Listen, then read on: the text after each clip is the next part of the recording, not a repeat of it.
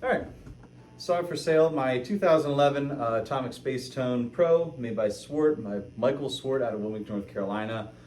Uh, Absolutely killer amp. Like, sounds incredible. A lot of character. Can be very clean. Can get really gnarly. It is very much like a between a tweed and a black panel amp from Fenders. It has a George Alessandro Eminence GASC 64 speaker in the back, which is, like, in my opinion, the best aftermarket speaker you can get. Headstrong puts those in their amps kind of right out the gate. And I don't think it was original to this. When I bought the amp down in Baltimore, Maryland, it was already in there. It sounded absolutely incredible. I've actually put that speaker in amplifiers before this. I had a Princeton Reverb reissue that I ended up throwing that speaker in that made it sound way better, and I actually upgraded from a 10-inch to a 12 and put a new baffle and everything. It had made all the difference, and now this thing already having it in there sounds awesome. It is a 12-inch speaker. This amp can get pretty loud. I think that as far as boutique amps goes, this is like one of the coolest ones you can get. A lot of character. One of the coolest things outside of the sound on this amp is the reverb and trem that come with it. The tremolo has so much character to it and has such a wide range of how deep you can go and how fast you can go. It's super versatile. The reverb is absolutely incredible. I just love it so much. I really love this amp. It's sad to let it go, but at the same time, I just got my Dream Amplifier, which is a real 1966 Princeton reverb, and sadly, this one's got to go. So I'll play a couple things, just kind of show you a bit about the amp, what it sounds like. This is a hollow body, old 330. It's probably going to feedback a little and have noise from the 60 cycle single coil P90s. If you want a sound demo with me kind of sitting further away, I figured I feel it was weird if I was just sitting on the other side of the room just playing through it, but whatever. Just let me know. I'm happy to do so. But here's this. Volume's at about 3 on this.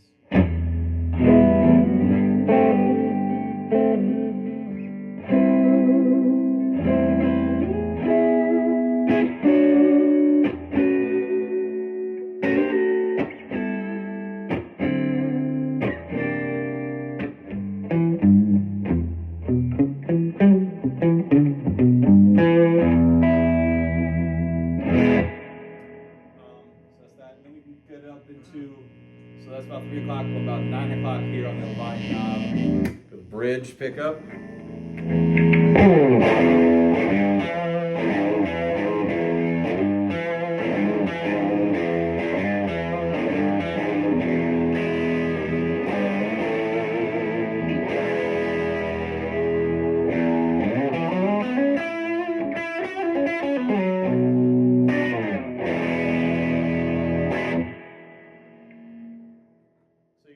How loud that is and how gnarly it gets. Once again, so cool.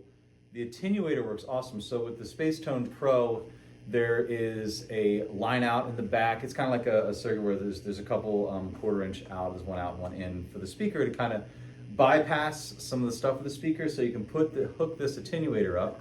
So when you buy this amp, I'll throw in the Swart Nightlight, which works fantastic with this.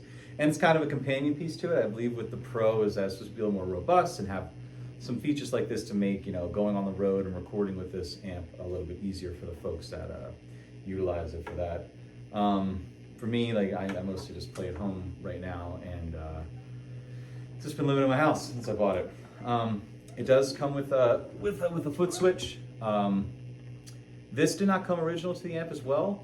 The folks at Atomic Music in Baltimore, they gave me this for free just because I asked for it. My dog's barking about something. Yeah, so just real quick, so just the attenuator. So we'll switch you back to engage the attenuator. You hear a lot of that noise kind of went away. Oh, whoops.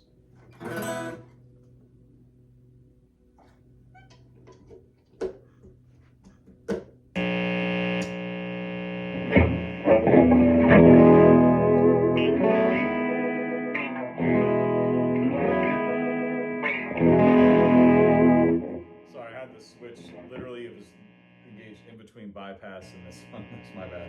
So on the attenuator itself, there's a couple switches on there. One is for compression, which I usually just have it set to D comp. You can have it on compression too. It just kind of evens out the sound a little bit. And then there's a bypass portion and an attenuate portion. From what I've read, you really shouldn't have it set to bypass on the attenuator for too long.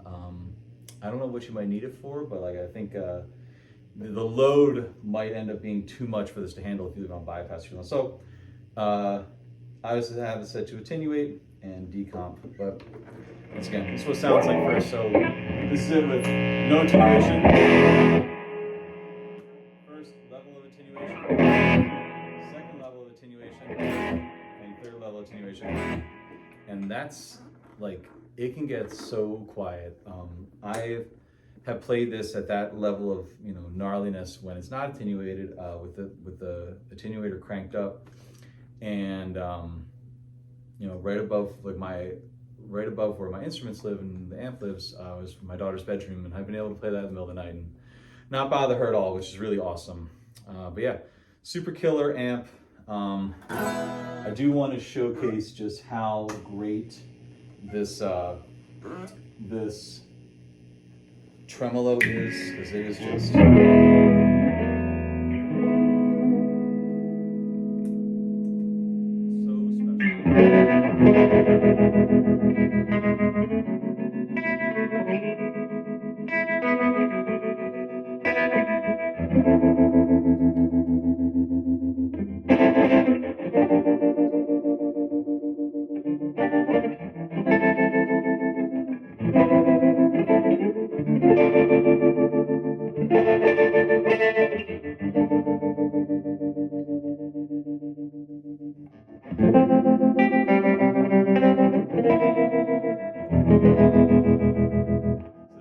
both of those things up to 10. I like to have it kind of more where the speed is at like a 3 and the depth's at like a 5. But like,